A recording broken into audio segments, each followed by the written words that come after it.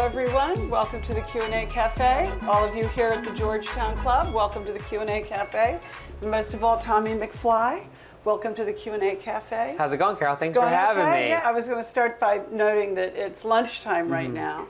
And what time did you get up today? I got up at 3:15 this morning. So how you doing? I'm all right. I'm all right. Do you need caffeine, wine, anything that? I'm on like cup 5 of coffee. Wine would just put Is that what it out. does it? Is that what's the routine? So I get up alarm at goes off 3:15 in the morning. Then the alarm goes off at like 3:20.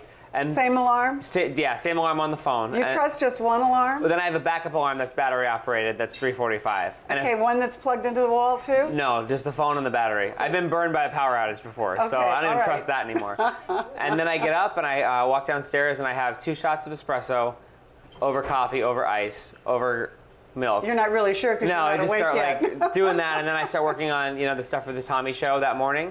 At home. At home, and I also work on my Channel 9 TV stories for that morning too to see what Kim Kardashian did last night. Yeah, well, because I'm sure you have news alerts on her, right? Basically, yeah. When she tweets, when Adele tweets, I'm on it. Well, today was all Adele, wasn't it? It was all Adele. The Big 25 album came out, and it was cool because we had Adele Day on the show. Adele Day? Yeah, and we played all the cuts from the album throughout the weekend. We're going to be playing all the cuts from the album, so. And that's pretty awesome. And is that something you have to get?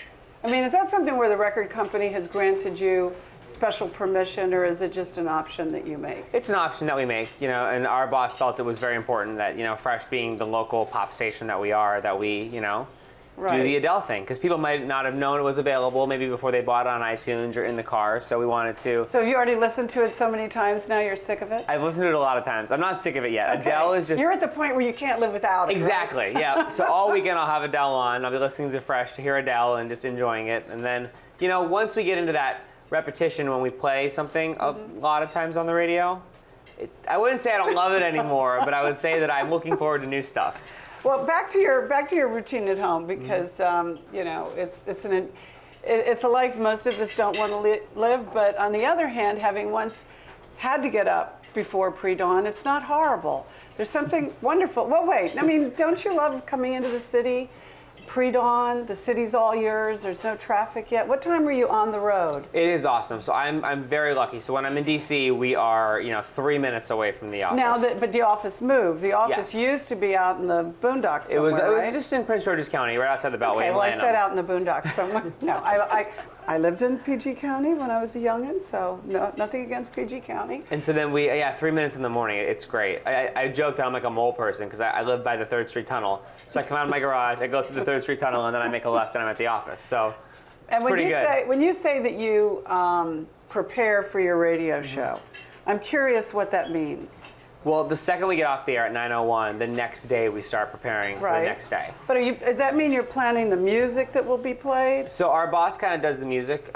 He's in charge of picking all the songs. Any commercial radio station, you'll have a program director who selects the rotation and those sort of things. Although what's neat about Fresh, other than a lot of other stations nationally and locally, our program director literally hand selects every song, and he tries to do it for the era that the song came out and the texture, meaning like pop into rock, or he gets very like mad scientist-y, and it's all hand done. A lot of stations will just hit shuffle on a computer, and that's what pops out for the next day. When do you find out what the music will be, and does that then play a part in how you plan what your, I want to say patter, but our chatter. Dialogue? Well, so not really, because we're going to go in there. We know we're going to have fresh music every day, and we're gonna get in there and just do a show. So you call fresh music fresh music. Yep. And obviously like on Adele Day, my goodness, the world stops. Couldn't get fresher, right? Couldn't get fresher. But then sometimes like Beyonce, who's super sneaky, will drop a record at midnight and no one knew it was coming. So that's sort of like how you worked in news, like breaking news. Our breaking news is like Beyonce dropped a record last night, or Jennifer Lawrence got arrested. Those kind of things are what really kind of change our pattern for the day. But when we get off the air at 9, Kelly, Jen, and I, we work in Google Docs all day long, and so we're sharing ideas. We're working in a Google Doc as what we're going to do the next day. Yeah, but wouldn't you say in a week like this where it has been ISIS all week long, that being able to think about those people as sort of a, if you'll pardon the expression, a refreshing antidote to ISIS, that you can bring them this distraction and diversion? I mean, do you think about that? That's absolutely what we try to do. I mean, we really don't get into serious stuff on the show. People in Washington, they get up, they make sure the world is all right, whether it's on their phone or news radio, 99.1 or whatever they do, and then we think that they come to us for a little bit of levity. Plus, our show is sort of, it's like a happy hour with your friends, but your kids might be in the room. And so we don't really talk about anything. Don't want to scare anybody? Yeah, we don't talk about anything that, we never want to have that, Mom, what does that mean? We never want to be the one to start that conversation. I had that with my son when he was 9 and Bill Clinton was in the White House, and it was a lot of, Mom, what does that term Sure, mean? a lot of moms had that when Bill Clinton was in the White House.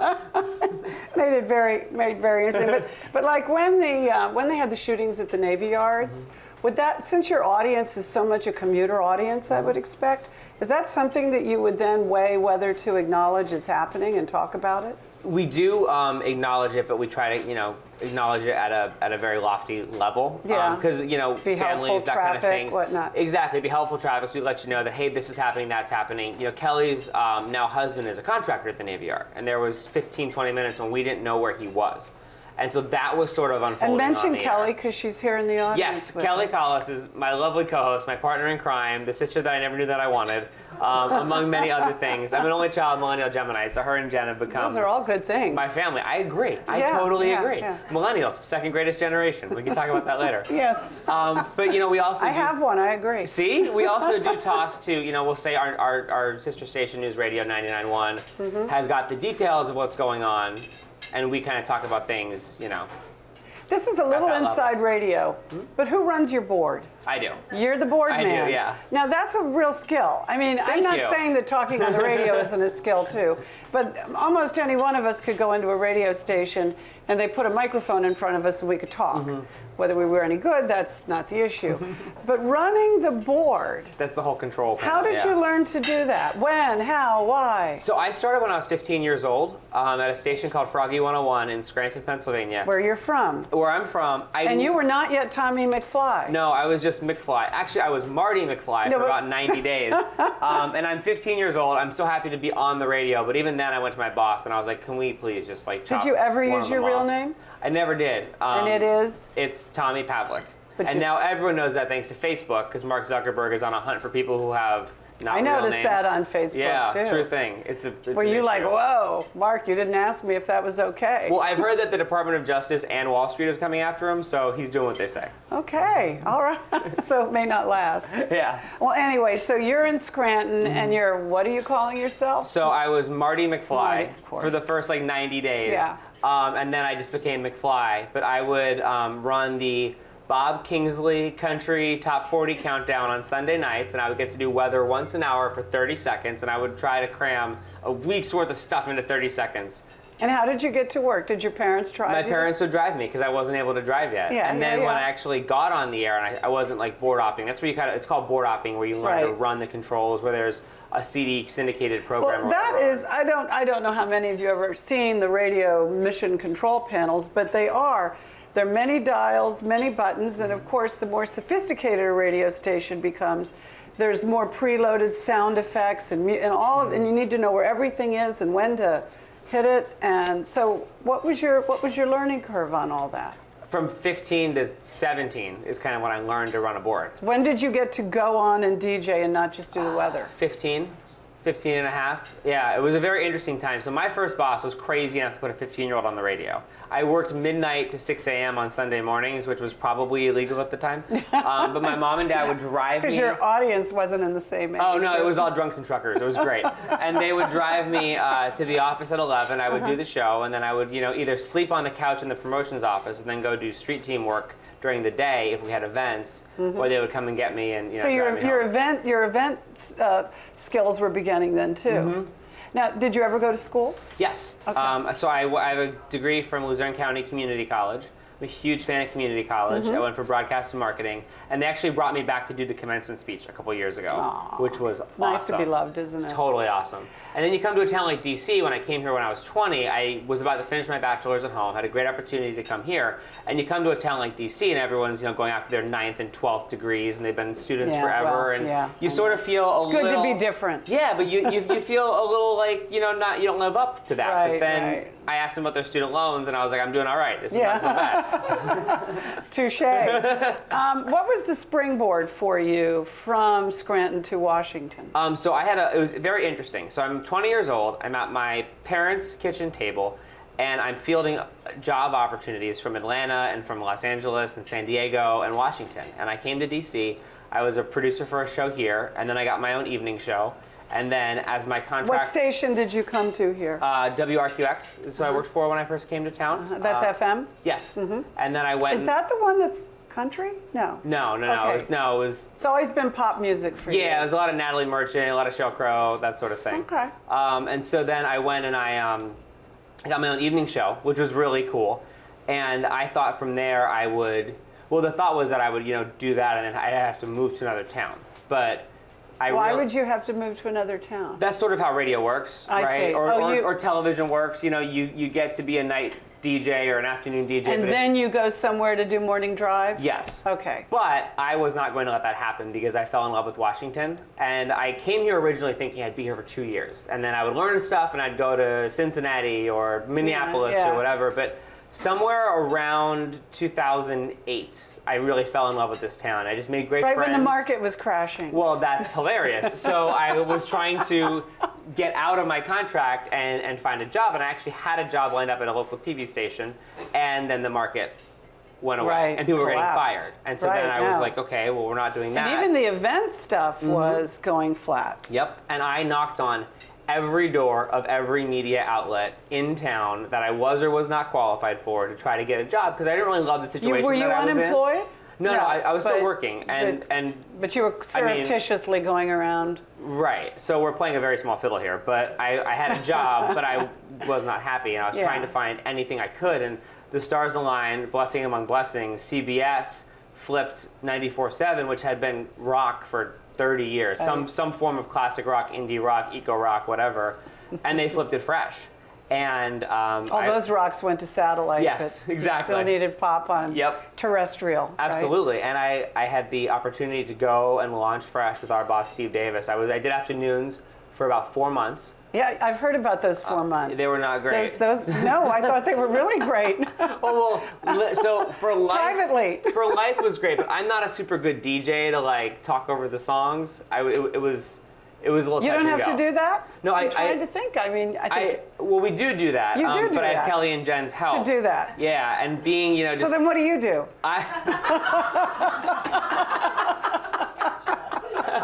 Kelly, what do I do? Come on up here. Hi, is Tom it warm is in here? I show up at the last minute. I demand coffee. But I think being a millennial, only child Gemini, being in a room by myself for 5 hours is just not productive for anybody. And so that's pretty much just Rush Limbaugh, isn't it? Yeah, just yammering away. But and his brethren. I would just have crazy opinions on Kelly Clarkson, so it didn't really catch fire like he does.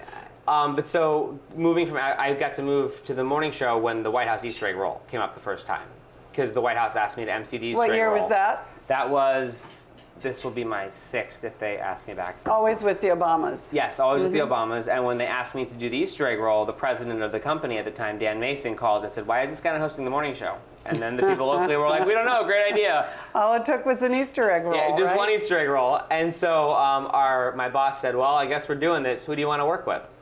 And I threw out the obvious answers, right? Like this hilarious girl in Denver, or this like funny dude from Tampa. And then I said, I've got this other idea. My neighbor, Kelly, she's kind of like... Are you ready, Kelly? like if Bart Simpson were a mom, right? She's like a reverend, like smart aleck, and like funny, and she's just going through this like crazy divorce. She's got a crisis going on in her life. Yeah, she's got great radio. 2 kids, totally. We live down the street. We have just the best rapport. She was my partner in crime for the 4 months that I did afternoons, which I call my Lindsay Lohan period. And I've also got this other friend, Jen Richer, who came to DC from San Diego 10 years ago. She thought she was going to marry a congressman / be Madeleine Albright, and things went a little differently. So now she's working the news desk at a radio station. I think the 3 of us would be great. And they literally just said go for it? No, they didn't just say go for it. They never do They sat across to me and they go, "Well, you've had a great career to this point. if you believe in it this much. And I was like, I absolutely do. And then I went and breathed in a paper bag, and I called Kelly and Jen, and I was like, we're doing this. And then they went through, which was really neat, because Kelly Morning Drive in Washington for CBS. And it was really cool because Kelly had never been on the radio before. Jen had done little bits, and they brought in the like radio professionals to interview after they interviewed Kelly. And Kelly blew every single one of them out of the water. It was just like, go home, get on the plane, thanks for coming. Because of her chemistry with you, in part, I would imagine. Our chemistry, the knowledge of Washington, just overall, just the package. Chemistry is everything. Chemistry is everything, and it was just a full package, and it was really neat that because nobody's seeing you. It's all got to be what you can make with your voices and the way your personalities interact. Right. I mean, I don't. I wanted to talk to you about Howard Stern anyway, but I mean, isn't he like the godfather of all of that? Because while he is Howard Stern, a large part of his success is Robin. Absolutely. Howard without Robin is unimaginable, and he knows that. Absolutely, and I am well aware of that too. Jen is super important. Kelly's here, Jen's not, if you're watching at home. Did you have idols, heroes, role models when you were coming up in the business in Scranton and even in Washington? Absolutely. Who were the people that you thought, this is what I want to do, I want to be like that? You know, the guy that immediately comes to mind for me is Bob Madigan, the man about town from WTOP. Yes. I still talk to him once a week. He's gone from mentor to friend to therapist at some point too. He had such an interesting niche, and I always thought that it was premature to, new management, but for WTOP to end that. But you don't do anything. Okay, yes, CBS, right? You won't find a bigger Bob Madigan fan than me, absolutely. I think that wasn't the smartest move. But but I can say that you don't have to. I just did. Okay, you did there. But you don't go out like that, like he does, and record events. I mean, or do you ever? Do you ever go out, and bring things back and use it on the show? Yeah, we do and we don't. Kelly and Jen do the same thing. So we are always out. It's so much easier than it ever was to record things on your phone. We always record interesting people that we might meet in the wild. I do a lot of that kind of stuff on video for WUSA 9. But it's not really the. And when are you on 9? I'm on 9 while I'm on the radio show. So I basically sit on a chair and swivel around all morning long. So when do you tape it? Oh, you do it from your radio studio? From the radio studio live at 5:50 and 6:50 every morning. And so we're not going out as Bob did and creating these like audio masterpieces of an event with the sounds and the dishes and the people and everything, but we are still bringing that slice of life back into the studio that we use every morning. I know you're asleep at night, but do you ever get to see Stephen Colbert? I don't, but I usually hear Stephen Colbert in my ear because we often will play a clip on Channel 9. Is marvelous, but it occurs to me, the theory of TV awful is that people go to sleep and leave on the show they were last watching, and that's the broadcast they'll watch when they wake up in the morning. Yep. So you've got people who are already kind of primed for some goofiness. Exactly. Because he's just like wonderfully goofy. If I can be Stephen Colbert's cleanup crew, I'll take that any day. Are you kidding me? You mentioned the White House Easter egg roll. Will you tell us the behind the scenes of that? So that was super interesting and super awesome. So I'm driving in from Prince George's County, Maryland, right outside the Beltway in Lanham. Sometime, it's 7 years ago. Making my way back in, on New York Avenue. I just started at Fresh. You're a new success in radio. New success in radio, learning where all the New York Avenue speed cameras are, because there are a bunch of them, and that first month was quite expensive when they started rolling in. And I get a call on my phone, and it just says 202. And I was like, that's weird. So in the White House calls, fun fact, it just says 202. And this woman who I had met a couple times, Ellie Schaefer, the director of the visitor's office, said, hey, you got a minute? I was like, yeah, Ellie, what's going on? Like, we're friends now, but we weren't friends then. So I was like, what are you calling for? What's going on? And she said, I was wondering if you would be interested in serving as the first ever MC in the history of the Easter egg. And you're driving? Yes. And then I pulled over. Yeah. And she goes, would you be? They had never had an MC in the history of the Easter egg roll, which was really cool. Yeah. And she said, would you like to be our first MC? And I said, absolutely. And she goes, I didn't tell you when it was. And I said, I'm free that day. Let's do it. When can we do it?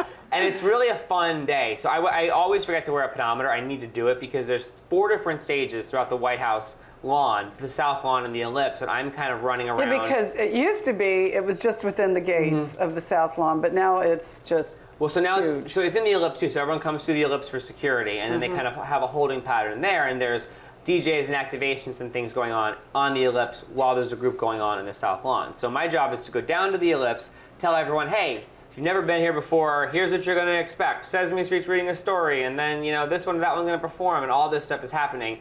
Also to kind of like prep the parents for what they're getting into. Here's what the Easter egg roll is. So I'm sort of cruise director-ish a little bit, and then I'm introducing all the different bands on the different stages. So it's a lot of running, but it's the most fun day of the year. How do you prepare for it? I mean, I'm trying to imagine whether you get to come in on the White House lawn by yourself and do a sound check, and you kind of have the lawn all to yourself, or is there rehearsal time for the Easter egg roll, or do you just show up and wing it? Well, there is. So the day before they have sound check, when the actual musicians, have to like do their actual musician thing, and I get cleared to go hang out on the South Lawn for a little bit, and I test the stages. I go around from my different parts, but it's interesting. And now we've kind of had this new family Easter tradition where we all kind of like gather at Carmine's and we have a great. I thought you were going to say you gather and roll some eggs. Yeah, exactly. I have all of my family come through. No, I wish. But we kind of have this family tradition now that Kelly started when she was sort of going through the divorce. So we kind of have this orphan Easter every year in a big old banquet room, which is great. Don't your parents live here now? Yes. So you don't have to go back to Scranton for anything, right? My grandmother's are still in Scranton. Okay, so I go back for Grandma. I go see Grandma. You haven't moved her here yet. I'm working on it, but she won't leave. So I'm like, all right. So you not only have done the Easter egg roll, but you've been invited to lunch with the president. Am I correct about that? How did that happen? What was that about? It was a similar 202 call. Yeah, but by now you're seasoned and you go, oh yeah, the White House. But that wasn't that. That was someone different who worked in public affair engagement office, and they said, hey, would you meet with a White House official tomorrow for lunch? And to talk about some things. Did you know? I honestly didn't. I didn't. And they said we're going to meet at this vegan bakery in Columbia Heights. And then you knew, right? Yeah, I was like, oh, vegan bakery. No, it was very weird. I was like, probably thought it was Michelle, right? I thought we were going to eat healthy or something. But we go there, and then once we got there, they said, can we hang on to your cell phones because we're going to move to a different location? And I was like, oh yeah, it's him or her. This is going to be great. It's going down. Yeah, it's going to be awesome. So you get there, and what time is this? Literally lunchtime, so you get there a little before 12. Yep, it was the Coop in Columbia Heights is where we went. And there are just a lot of Secret Service and White House staff taking away your cell phones and whatnot. Well, so they asked us to surrender them, and we were like, sure, we gave them up. And so then we walked over to Coop, and actually we rolled in as Secret Service did, so they do their sweep kind of thing. But if people just happened to be having a meal there, they got to stay. They were totally able to stay. And hilariously, a reporter from The Hill, Roll Call, one of them, happened to be sitting at the table next to us.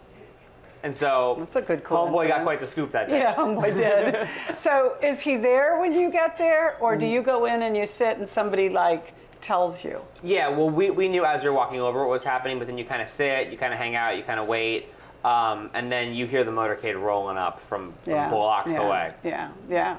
And had you met him before this time? I had met him a couple times through the Easter egg roll. And it was interesting because I said, President Obama, nice to see you. And he goes, oh, you're the DJ. And I was like, yes, I am the president's DJ. Perfect. I will take that. I try to fit it in my Twitter bio, but I'm out of characters. The event work you do is very important to you. Yes. In fact, I first met you, I remembered this today or the other day. You and I first met, it was the recession. It was when NOMA was just starting to get built. It was a party that Washington and Life had in some office building that had been under construction. It was the Young and the Guestless party. Yes, and the building had stopped construction because the market had crashed. Yes. And they took over this amazing space to have this party. And I came around a corner. And you wrote about me in your column. And there you were. And you said hi. And you were just the friendliest person. Well, thank you. And you had your little things on, and you were doing your...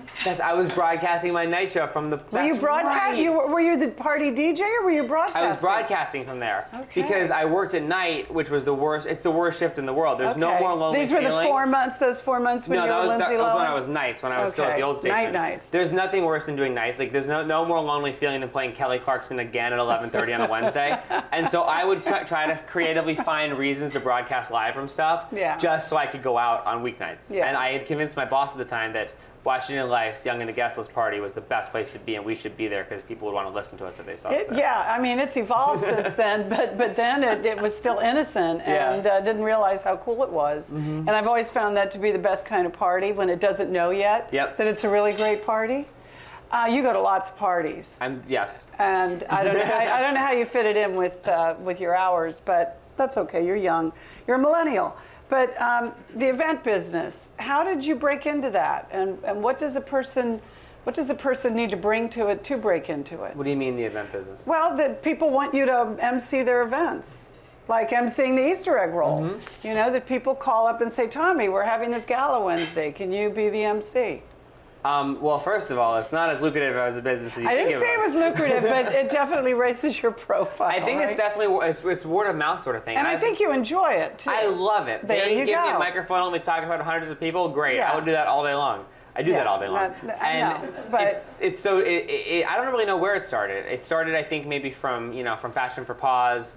But once you get asked by the president to, do the Easter egg roll, things kind of pick up after that. You're set. And it seems to me also that you have sculpted your appearances more and more toward the causes that really matter to you. And you've got quite a few of them. Yes. They are. Oh my goodness. The principal. Absolutely Best Buddies. So Best Buddies in the Capital Region, I've been on the board for 3 years, and they're just incredible. So Best Buddies works with people with intellectual disabilities and their peers, their friends the same age who don't have disabilities, and they form just honest to goodness friendships. And this came out of 25 years ago. Anthony Shriver started it right here in Georgetown, at Georgetown University, when his mom and dad would do the Special Olympics. Right. And he would see that these young people with IDD, intellectual disabilities, would come and they would be athletes and rock stars for 3 days.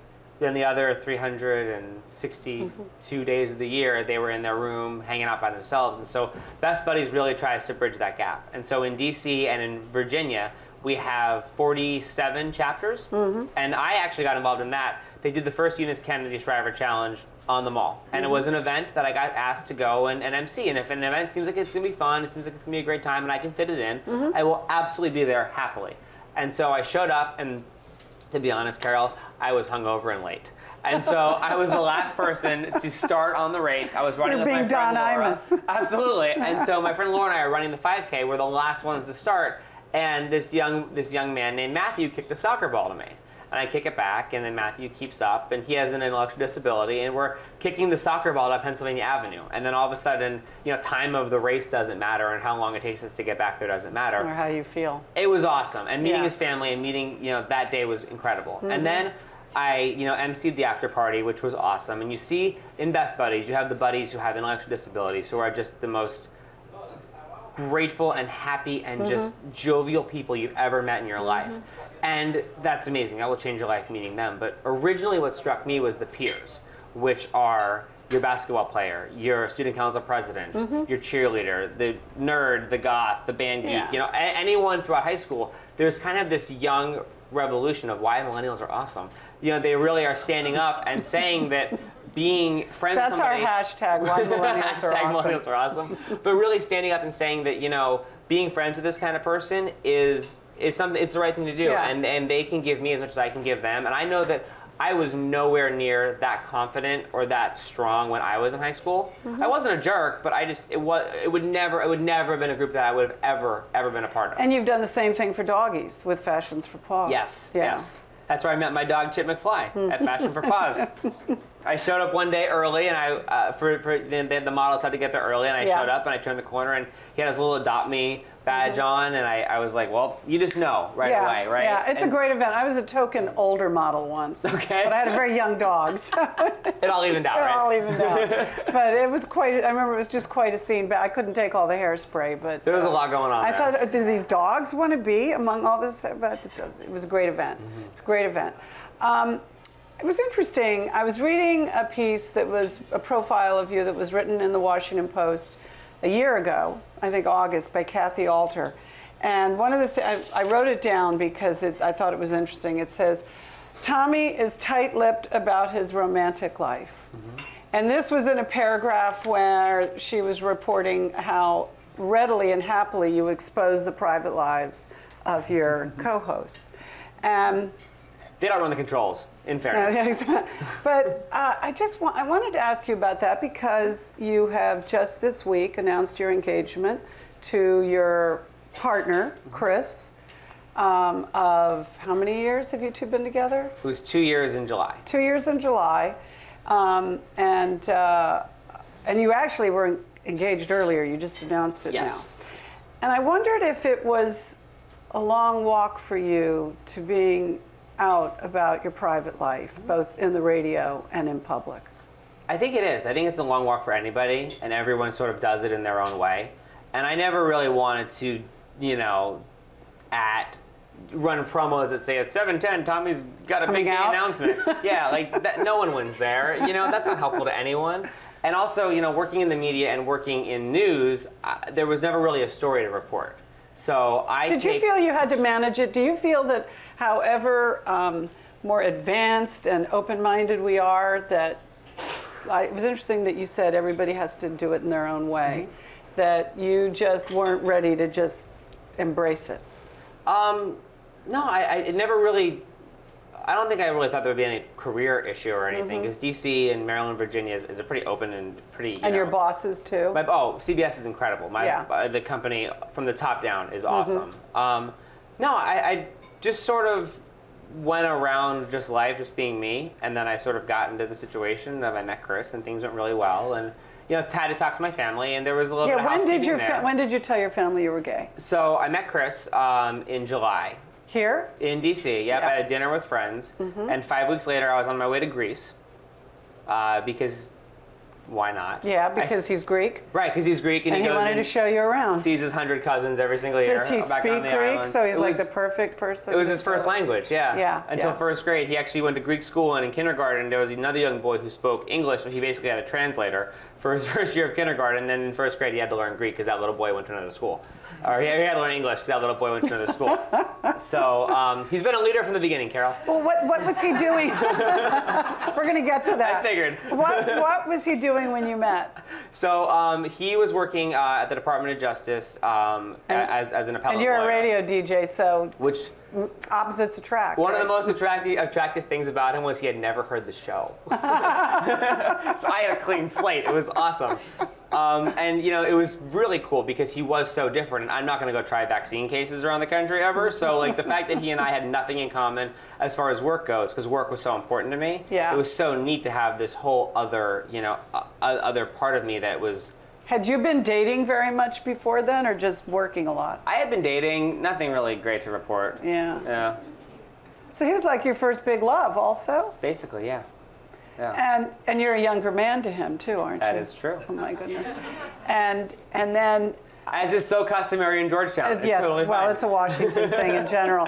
Can we talk about what's up ahead for him? Absolutely. So why don't you tell us? He's got a big announcement coming up. Yes. So Chris is running, or is exploring to run, if he decides to. Is that the language I'm you learning use? all these new things. To run for Barbara Mikulski's seat for the United States Senate from Maryland, and I could not be more proud of him. On the Republican. On the Republican side, right. Absolutely. He was, in my opinion, built in a laboratory to do this. He started in the family restaurant business.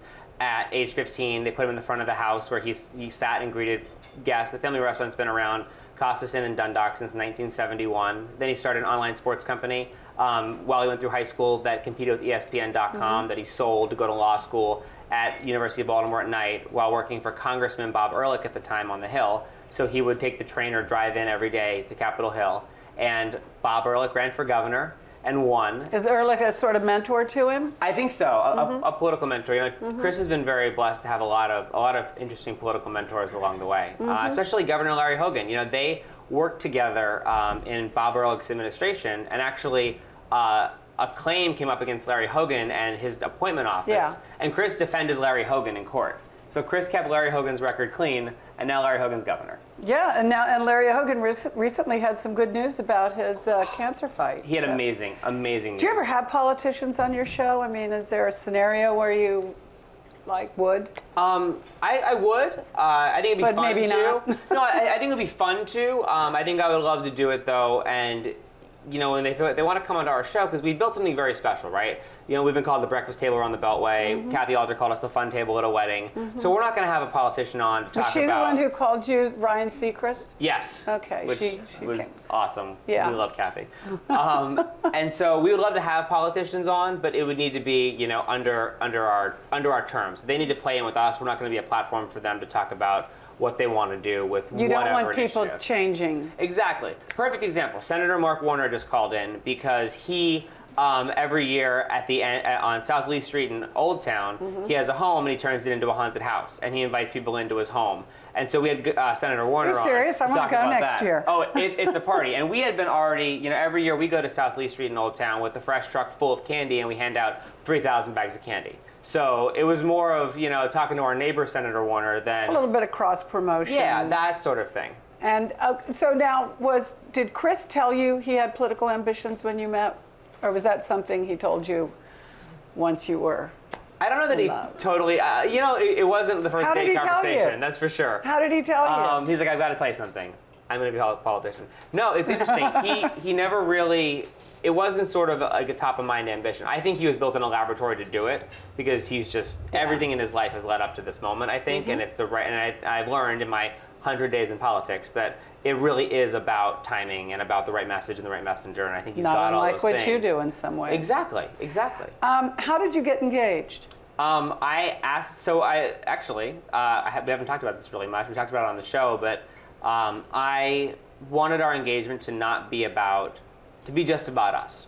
And if at all through this campaign that may or may not be coming, if I proposed at all throughout the campaign, I don't think he would think that, but there could be that very, very small percentage of, well, why is he doing this right now? Or why right now? Is it for optic? What's the deal? And so I wanted to propose to him before he started the exploratory process. And so it was the weekend before he was on. So you sort of always knew you would be the one who would be proposing? Well, he told me early on he wanted to get married, but I was like, pump the brakes. And so he said then, great, it was on me. Okay. And I had come very much like Kelly to be like, I'm never getting married, yeah, marriage. But then when you meet somebody that's the right person, you're just like completely into it. And I've never, it was interesting because Jen asked me, what was that moment when I knew? And there wasn't really a moment. You just sort of like slide into thisness that you're going to be with that person forever. So where'd you do it? So I did it at the house. And so, because it was just about us. It wasn't about a public display. And people do a great job on Facebook with their massive engagements. And you see them and it's crazy. And they have a crane and a jib and a camera crew and fireworks and a guy on stilts and all these things. But he was going to be on Greta Van Susteren's show on Fox News to announce his exploratory. And so as he was prepping for that interview... So that's an evening taping. Yeah, and it was going to be like Monday or Tuesday of that week. So as he's prepping and going over everything and emailing donors and talking to his family and getting everyone excited for this exploratory launch that was going to come out of nowhere, I got down on one knee and proposed. Because why not? Why not just add one more log to the fire? And then he left to go do a TV show? No, it was the next day. I think he would have been putty if I did it right before he went to the TV show. So he will be announcing soon. Yes. Will you be at his side when he announces? It's going to be an interesting national thing. So I will be at his side very shortly after. I see. So you don't think you need to be on the standing beside him or behind him as the loyal helpmeet when he's announcing, but then you'll make a scene soon after that. You'll see why I wouldn't be allowed to be there. Okay, you have a plan. Yeah, he's the only one that's going to be there. But I'll be tweeting my support. Yeah, okay. What time of day is he going to do it? Will it be after you've gone off the air? Yes, it'll be after I've gone off the air. So you'll be able to be there, Absolutely. at least. Absolutely. When do you think And we'll probably have a fundraiser right after if you want to join us, Carol. I've learned those are important now, too. When is his first primary? The primary is in April. So you've got to, go. Rock and roll. Got to do it. And when do you think you'll marry? After the election. Okay, so you're not going to... Yeah, win, lose, or draw, it's going to come after 2016. Because if I tried to pick out like tablecloths and boutonnieres right now, he would probably freak out. It's not really on our radar, you know what I mean? Have you even talked about a wedding? We haven't really talked about a wedding. I mean, we know Have you started thinking of the music for your wedding? No. I'm hoping Adele will just show up and sing. But, we've been supporting her pretty heavily today. You're going to have Kelly and Jen produce it, right? Totally, absolutely. Have it on the air. No, I know that you would probably not ever think of doing that. You never know. You never know. Well, I mean, remember the idea started here. That's right. Well, we talked the other day, you and I had a little chat, and we were talking about millennials because you feel like, I guess, do you think they're getting a bum rap? I think there's a war on millennials, absolutely. Well, now let's talk about millennials for a little bit. I don't sense that. I think they're wonderful. I mean, but what kind of grief are you getting? Well, from certain Generation Xers, we have an ongoing. Oh, and see, Xers good because I think with the Boomers that we've got a good thing. Totally, yeah. We get each other. Yeah, it's a good thing. It's the Xers who are in the middle, and they're like, why not me? But those Xers. The dot-com boom was wonderful. Those Xers, what do they know? They're Nirvana music. Millennials are not going to be millennials for much longer, though. Well, I think we'll always be millennials. Well, I know, but I mean, you're not going to have that bloom of youth. That's true. That goodness knows, I'm turning 30. I hear you, sister. You're not going to be able to fit in those micro apartments anymore because you might bring someone home one night. Or those skinny jeans. Skinny jeans. But talk to me about how you view your generation. I think we are a wide-eyed generation for all the great reasons, and we came of age when we came out of college. In the 9/11 era, and we came not trusting the system that currently works. And I think if I would sum up millennials in one word, it's disruption, and we love to be disruptive, and that's a great thing. And disrupting the system, disrupting paradigms, and really questioning why things have been done the way they've always been done forever. All these millennials have their own businesses, or they start their own things, or they really feel that they can take over the world. I do feel that's in part because of the Olsen twins, and I do have a problem with that. Because, the Olsen twins, my goodness, every single week they had a different movie out where they were dolphin catchers, or they were detectives, or they were shop owners, or bakers, so the Olsen twins are kind of like the bad. I understand why, because of millennials like that, we get a bad rap, but you go over to like Union Kitchen, where there's all these millennials who have all these little food businesses, and they're in a food incubator and they're doing stuff. Or you go to a WeWork space, and there's all these millennials who have their own thing going on, who are just trying to make it on their own, or to kind of make something of a really interesting, economic and job climate. I agree with all of that. The only thing that sometimes gets to me is a sense that they felt crushed by the recession, and that they are equivocal, and that they're a little afraid. And that's not an age or time to be afraid. Right. It's when you should be, brave and fearless and take all kinds of risks. And I kind of have a sense the recession robbed the generation of that. I think so. Because we, the baby boomers, God, we felt like we could do anything. And we did. And up to an extent. And the small fiddle on my stance too. I had a great job from the time I was 20 in Washington, a city that I love. But I see people who are my own age who are going through all these things. You didn't bog yourself down getting a lot of degrees. Right, exactly. That was key. School of Hard Knocks, Carol. A couple of, I don't want to say speed rounds, but a couple of things I wanted to talk to you about that I'm sure are fodder for your show. The Redskins. Yes. What do you think? Is it up, down? I think Kirk Cousins is great. You're okay. Totally. You are Team Kirk. Yeah. I've been Team Kirk for like 2 years. You already think we're going to the Super Bowl then? Let's be realistic. Okay, so you are realistic. You're a realistic Redskins I'm positively fan. realistic. Yeah. Are you happy about the gift that Bravo keeps on giving, that we're going to have another Real Housewives of Washington, though with a different zip code? Oh, are you kidding Potomac? me? I am so excited about Real Housewives of Potomac. Have you met them all? Oh my goodness. Well, I'm friends with like 4 of them on Facebook, but I remember meeting them. Yes. So probably Fashion for Pause. Who knows where I met them?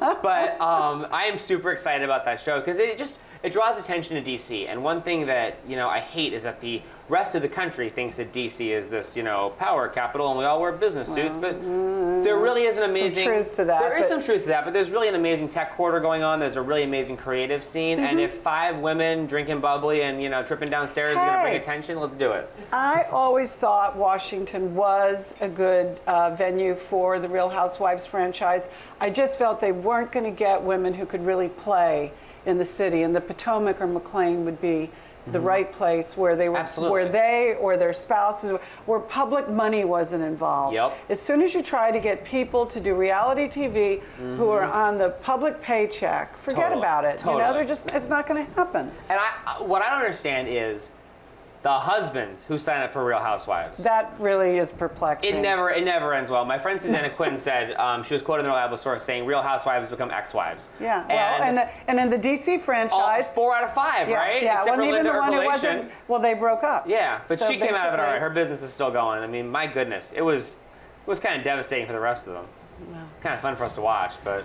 Would you believe our time is up? My goodness. So just, you can only make a one-word answer. Okay. Have you already started playing Christmas music? No. Okay, but God, soon. no, no, never. We don't play Christmas music. Ever. No. I love Christmas. I'm like Buddy the Elf, but we will not play Christmas music on 94.7 Fresh. Well, there you go. It's fresh.